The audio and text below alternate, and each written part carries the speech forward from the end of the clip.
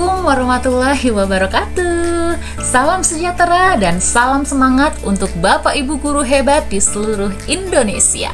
Selamat datang di channel YouTube Cikgu FM, tempat kita berbagi informasi, tips dan pengalaman seputar dunia pendidikan, khususnya bagi rekan-rekan peserta PPG guru tertentu.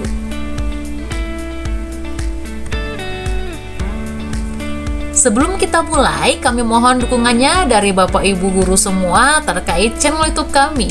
Caranya mudah, cukup dengan subscribe channel YouTube kami, like, tuliskan komentar jika ada yang ingin didiskusikan. Dan yang paling penting, share video ini ke grup atau teman-teman sesama peserta PPG. Dukungan dari Bapak Ibu guru semua sangat berarti agar kami semakin semangat membuat konten-konten bermanfaat lainnya. Halo Bapak dan Ibu guru hebat di seluruh Indonesia. Masih bingung tentang bagaimana menyusun perangkat pembelajaran untuk UKIN PPG? Tenang, di video ini kami akan bantu jelaskan dengan bahasa yang sederhana dan mudah dipahami. Yuk, simak sampai akhir supaya Bapak Ibu makin siap dan percaya diri saat menghadapi uji kinerja. Namun sebelum itu silahkan bisa subscribe channel YouTube kami agar selalu mendapatkan notifikasi ketika kami mengupload video-video terbaru. Baik, untuk perangkat pembelajaran UKIN ya, itu ada umum dan khusus Bapak Ibu.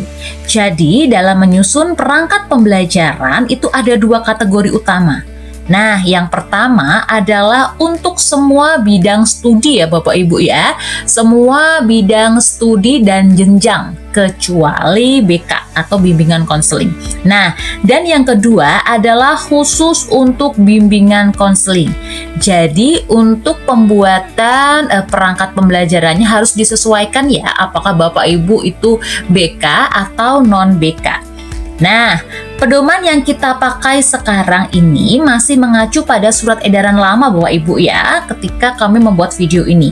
Namun isinya tidak jauh berbeda Bapak Ibu, sama, hanya saja tertanggalnya ya, tertanggalnya nanti kan yang terbaru, jadi tanggalnya pasti yang terbaru begitu. Nah, karena apa? Karena surat edaran yang baru itu kan belum dirilis Bapak Ibu ya, maka kita sementara mengacu pada ketentuan UKP PPG yang terakhir, yaitu di gelombang 3 ya, atau piloting 3 pada tahun 2024. Nah, Bapak Ibu, untuk yang pertama ya adalah perangkat pembelajaran. Nah, itu bisa berupa RPP ya, atau modul ajar. Ini dibuat sesuai dengan bidang studi masing-masing ya Bapak Ibu ya, atau yang diambil. Nah, bidang studi di sini itu berarti bidang studi PPG-nya Bapak Ibu begitu.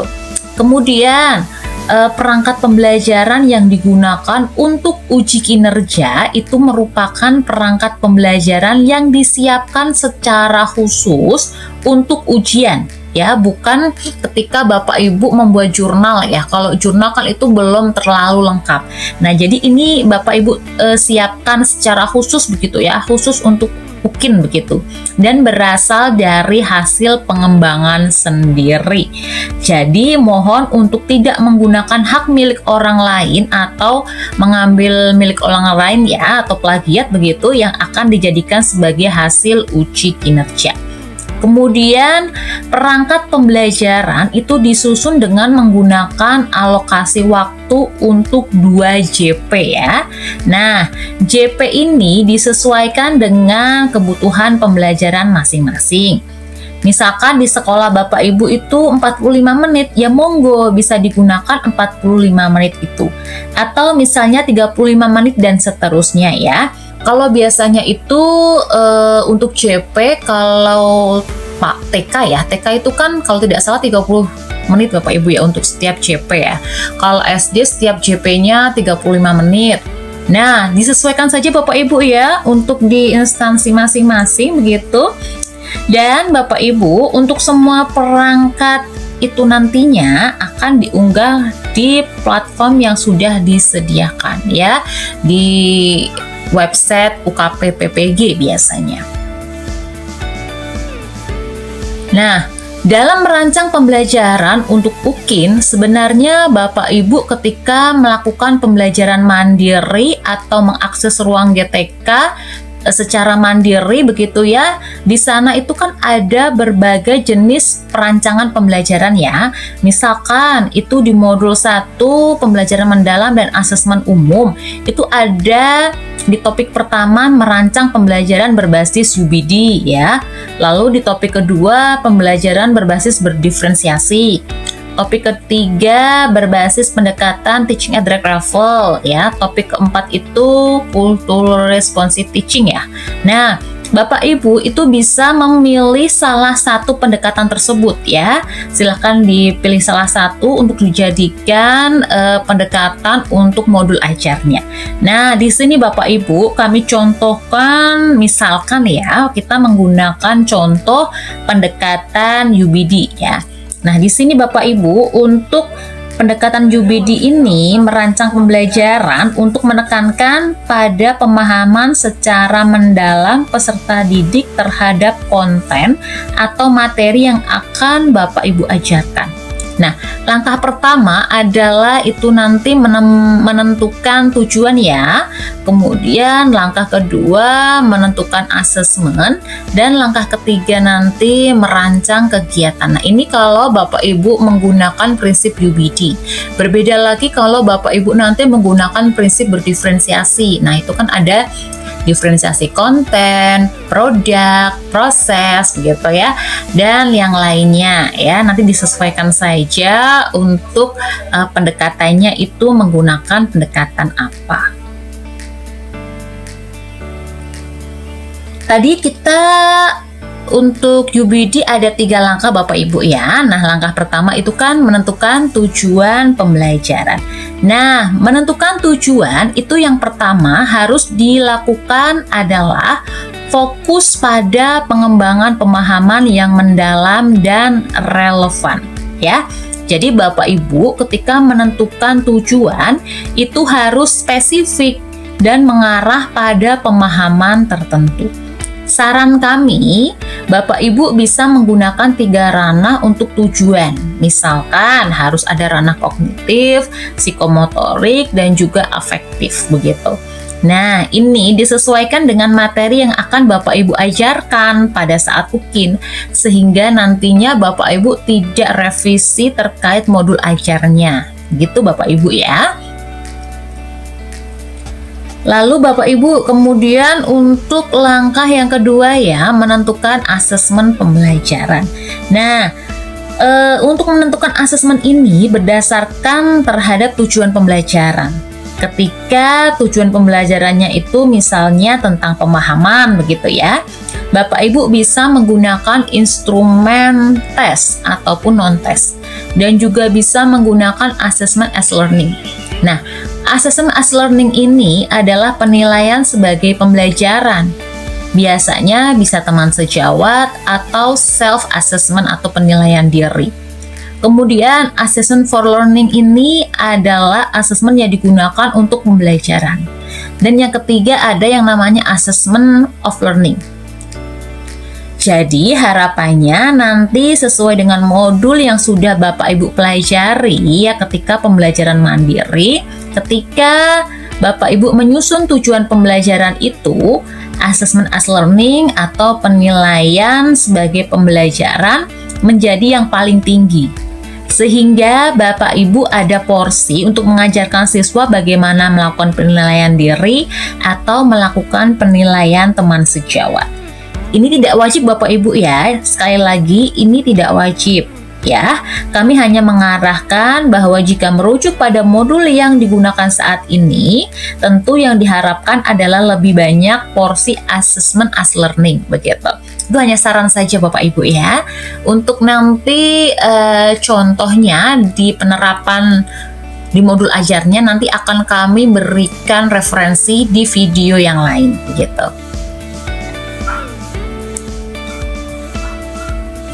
Kemudian Bapak Ibu, langkah selanjutnya kita harus menentukan tugas kinerja bukti lain dan kriteria penilaiannya.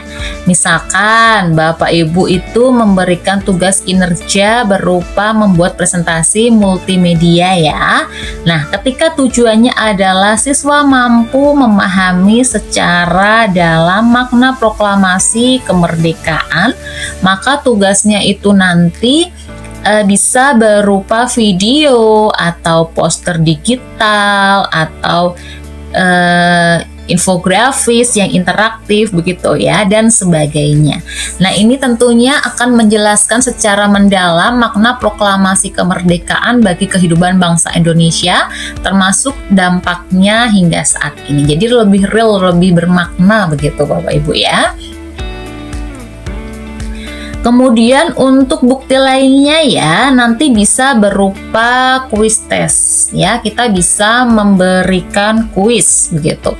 Atau bisa kita berikan sebuah tes Bapak Ibu ya. Observasi juga bisa dalam diskusi ya, partisipasi diskusi boleh, atau dalam bentuk jurnal refleksi ataupun produk dan sebagainya. Nah, itu bukti-bukti lain ya yang menunjukkan bisa pengetahuan dan keterampilan peserta didik. Nah, lalu Bapak Ibu harus ada rubrik penilaiannya ya, harus ada kriteria penilaian dan juga rubriknya. Jadi kriteria penilaian itu yang seperti apa? Nah, misalnya rubrik presentasi multimedia itu bisa mencakup kedalaman analisis, kelengkapan informasi, kreativitas, kejelasan penyampaian, dan penggunaan sumber. Nah, ini hanya contoh saja Bapak Ibu ya. Jadi Bapak Ibu bisa mengembangkan asesmen sesuai dengan tujuan pembelajaran. Nah, untuk penerapan atau contoh kriteria penilaian ataupun rubriknya nanti akan kami berikan referensinya langsung ya dalam bentuk modul ajar di video selanjutnya begitu. Jadi tetap pantau channel YouTube kami, subscribe, hidupkan lonceng notifikasinya. Baik Bapak Ibu, kemudian ya untuk langkah yang ketiga tadi setelah menentukan tujuan pembelajaran, kemudian merancang asesmen, itu langkah ketiga dalam UBD itu merancang kegiatan pembelajaran ya. Nah, Bapak Ibu, di sini harus merancang alur belajar yang berorientasi pada pencapaian tujuan pembelajaran. Misalnya, jika ingin siswa mampu menganalisis fenomena tertentu, maka Bapak Ibu harus merancang caranya agar siswa bisa menganalisis. Desain aktivitasnya itu harus mendorong peserta didik untuk belajar secara mendalam. Jadi, lebih banyak ke aktivitas peserta didik ya. Kuncinya atau keywordnya adalah gunakan subjek siswa.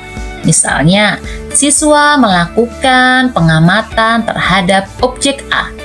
Jadi hindari kata-kata seperti guru membimbing siswa, guru ini. Jadi lebih ke siswa mengamati, siswa berdiskusi, siswa begini begitu. Jadi lebih kata kuncinya itu gunakan subjek siswa ya di depan, atau peserta didiknya itu di depan. Jangan kebanyakan guru yang di depan begitu.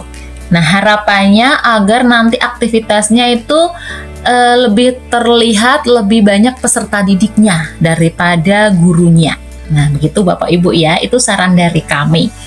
Kemudian, memilih strategi yang relevan sesuai tujuan pembelajaran. Bapak Ibu boleh menggunakan strategi atau model pembelajaran seperti problem based learning, PBL ya, atau project based learning, PJBL, atau bisa group investigation ya, atau dan sebagainya yang lain. Nah, ini hanya contoh saja Bapak Ibu ya. Silakan disesuaikan dengan tujuan pembelajaran Bapak Ibu. Jangan lupa harus disesuaikan juga dengan sintaknya. Jadi misalkan Bapak Ibu memilih PBL, ya gunakan sintak PBL ya. Kalau Bapak Ibu memilih PJBL, gunakan sintak PJBL, begitu. Baik Bapak Ibu, sesuaikan juga dengan kebutuhan siswa ya, dan kemampuan awal mereka.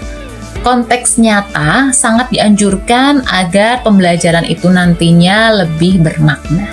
Jangan lupa juga Bapak Ibu perlu mengembangkan aktivitas berdasarkan kebutuhan belajar peserta didik. Misalnya dengan pendekatan TARL begitu ya, atau kalau tidak salah di PPA umum ya, di modul yang pertama itu ada poin tentang itu, jadi disesuaikan saja ya, TARL atau kalau kita ini UBD ya UBD begitu ya, kalau diferensiasi juga diferensiasi begitu. Nah, untuk SMK ya, untuk SMK biasanya itu kan lebih ke praktek ya, seperti teaching factorial learning begitu. Kalau untuk SD, SMP, SMA itu kan lebih ke pendekatan yang sesuai kebutuhan belajar siswa ya. Ada UBD, nah ini yang kita gunakan gitu ya, atau berdiferensiasi, TARL, CRT begitu. Nah, selanjutnya Bapak Ibu ada mengembangkan aktivitas ya yang terintegrasi dengan konteks nyata. Dikaitkan dengan kondisi sekitar siswa tentunya. Berarti di sini kontekstual Bapak Ibu ya, intinya itu kontekstual. Lalu mengembangkan aktivitas pembelajaran sesuai kemampuan awal peserta didik. Nah, di sini mendesain aktivitas pembelajaran berbasis active learning ya. Jadi siswa yang lebih aktif begitu. Dan yang terakhir mengembangkan aktivitas pembelajaran untuk mencapai konsep-konsep esensial.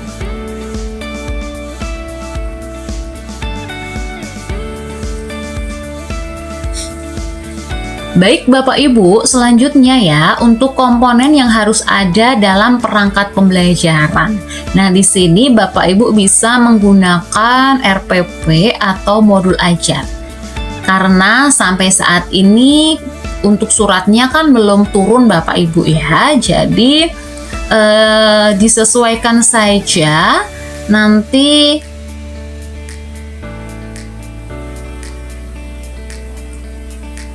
Jadi karena di sini kan karena sampai saat ini untuk surat edarannya belum ada ketentuannya secara resmi, karena juga belum turun juga ya, apakah nanti harus menggunakan kurikulum nasional, kurikulum 2013 atau kurikulum merdeka. Jadi disesuaikan saja dengan kondisi sekolah masing-masing. Biasanya seperti itu Bapak Ibu. Kalau Bapak Ibu masih menggunakan K13 di sekolahnya, silahkan gunakan modul ajar kurikulum 13. Kalau Bapak Ibu menggunakan modul ajar di sekolahnya, kurikulum merdeka begitu ya, silahkan gunakan modul ajar. Karena nanti di menu UKP PPG-nya, menu UKIN-nya saat mengupload perangkat pembelajaran nanti ada dua Bapak Ibu, dua kategori, baik itu kurikulum 13 ataupun modul ajar. Itu pengalaman di tahun sebelumnya, di tahun 2024, baik piloting 1, 2 atau 3. Jadi untuk nanti menggunakan kurikulum apa, nanti modul ajar atau RPP gitu ya, silakan disesuaikan saja Bapak Ibu terkait di instansi masing-masing. Karena ketika mengupload nanti ada pilihannya. Begitu Bapak Ibu nanti memilih di instansinya itu menggunakan kurikulum 13 ataupun kurikulum merdeka. Jadi untuk tim penilai itu tidak membuat yang ribet Bapak Ibu ya, disesuaikan instansi masing-masing dan ada tempatnya juga masing-masing begitu. Lalu bagaimana dengan formatnya gitu ya? Kalau tadi kan tanya menggunakan kurikulum apa yang diupload gitu ya, jawabannya sesuai dengan kondisi sekolah masing-masing. Lalu formatnya yang bagaimana? Ya jawabannya disesuaikan dengan kondisi sekolah masing-masing kembali Bapak Ibu. Kalau sekolahnya menggunakan kurikulum nasional berarti pakai modul ajar ya. Kalau masih kurikulum 2013 ya pakai RPP kurikulum 2013. Formatnya mengikuti format yang digunakan oleh Bapak Ibu di instansi masing-masing. Karena setiap MGMP itu di wilayahnya pasti formatnya berbeda-beda. Misalkan Kota Malang dengan Kabupaten Malang itu punya format atau modul ajar yang berbeda-beda. Misalkan antara Bandung dan juga Demak misalkan ya, itu juga pasti berbeda formatnya ya. Jadi disesuaikan saja dengan di instansi masing-masing formatnya. Namun walaupun formatnya itu berbeda-beda Bapak Ibu, poin utamanya dalam RPP atau modul ajar itu harus ada ya. Poin-poin utama dalam modul ajar itu harus ada. Jadi poin utamanya dalam RPP modul ajar itu memuat CP atau KD gitu ya. Ada tujuan pembelajaran, media, ada aktivitas pembelajarannya yang tentunya ada sintak ya, ada sintak sesuai dengan modul atau strategi yang digunakan. Kalau PBL ya sintaknya PBL, kalau PJBL ya sintaknya harus PJBL gitu ya. Kemudian ada juga asesmen, rubrik gitu ya, penilaiannya, contoh soalnya, kunci jawaban dan lain sebagainya. Itu kan harus ada ya. Poin-poin pentingnya dalam RPP atau modul ajar itu harus ada walaupun template-nya itu berbeda-beda. Namun Bapak Ibu berbeda jika ketika Zoom ya, ketika Zoom di LPTK masing-masing. Jadi sebelum pelaksanaan UKIN itu LPTK akan melakukan Zoom persiapan UKP PPG. Nah, jika kegiatan tersebut LPTK memberikan template tersendiri untuk perangkat pembelajarannya, gunakan template tersebut. Namun jika tidak, gunakan template di instansi masing-masing. Begitu ya. Nah, Bapak Ibu, untuk kembali lagi ke perangkat pembelajarannya ya, tadi tentunya ada modul ajar, memuat poin-poin penting begitu ya di dalam modul ajar. Template-nya bebas sesuai dengan instansi masing-masing, namun ketika ada template tersendiri dari LPTK, silahkan gunakan template dari LPTK. Ketika LPTK tidak memberikan template, silakan gunakan di instansi masing-masing template-nya gitu. Kemudian Bapak Ibu setelah di modul ajar selesai ya, sampai tanda tangan kepala sekolah dan stempel sekolah begitu ya, lampirkan media pembelajaran Bapak Ibu. Nah, dia lampirkan media pembelajaran nanti menggunakan media pembelajaran apa. Kalau PPT, PowerPoint, silakan Bapak Ibu bisa dilampirkan di situ ya screenshot-nya. Kalau nanti sekiranya karena PPT itu kan gambarnya banyak ya Bapak Ibu ya, nanti bisa file kita itu kebesaran. Silakan linknya saja diletakkan di Google Drive, nanti linknya disematkan atau linknya nanti dalam bentuk QR ya, begitu. Nanti ini tips agar file Bapak Ibu perangkat pembelajaran ini itu tidak terlalu besar, karena ketika nanti mengupload itu kan ada ketentuan maksimal berapa besar filenya gitu. Jadi nanti untuk media pembelajarannya silakan bisa menggunakan link ya atau QR code.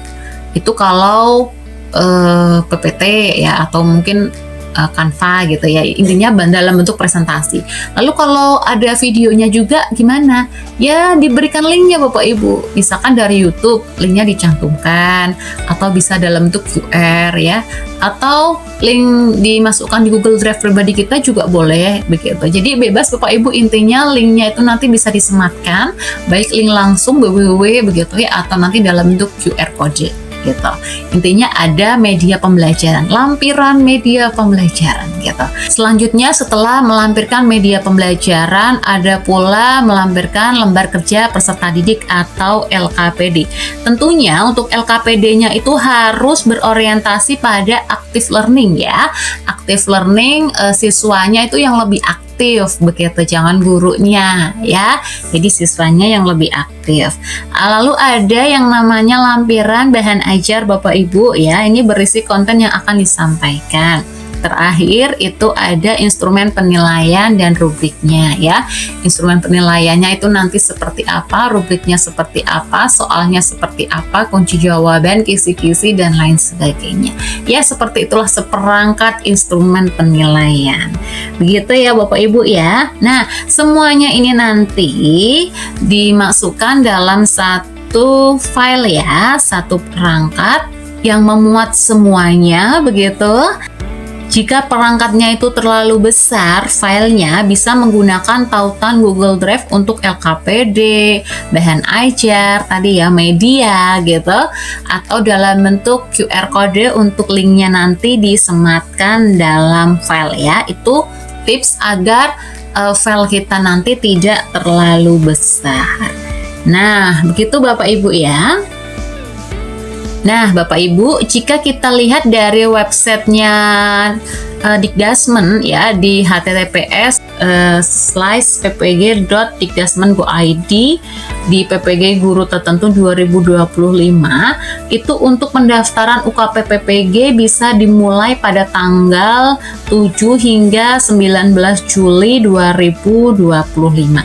Jadi ini hanya baru mendaftar ya Bapak Ibu ya, mendaftarnya, belum pelaksanaannya. Lalu uji kinerja atau UKI-nya itu kapan? Nah, kita tunggu saja jadwal resminya dari GTK. Tapi sebelumnya, Bapak Ibu harus siap membuat modul ajar yang baik dan bisa dipraktekkan dengan komponen yang lengkap ya. Untuk nanti referensinya akan kami buatkan, jadi selalu pantau channel YouTube kami dengan cara subscribe ya. Jadi Bapak Ibu yang sudah selesai validasi untuk ketiga modulnya bisa mempersiapkan dari sekarang ya, coret-coretan untuk konsep modul ajarnya nanti bagaimana begitu. Karena bukan berarti hari ini harus selesai dan besok rekaman UKIN, tidak Bapak Ibu ya. Nanti akan ada jadwalnya tersendiri gitu, rekaman UKIN-nya itu nanti sesuai jadwal tentunya. Jadi untuk saat ini siapkan dulu saja ya rancangan modul ajar yang akan digunakan untuk praktik nantinya. Pilih materi yang Bapak Ibu kuasai dengan baik karena akan lebih mudah dalam pelaksanaan dan penilaian akan lebih baik jika Bapak Ibu itu lebih menguasai materinya. Begitu Bapak Ibu ya untuk sekedar gambaran UKIN ya, khususnya untuk yang non-BK. Untuk yang BK akan kami buatkan videonya agar Bapak Ibu lebih jelas nanti mengerti gambaran UKIN itu seperti apa.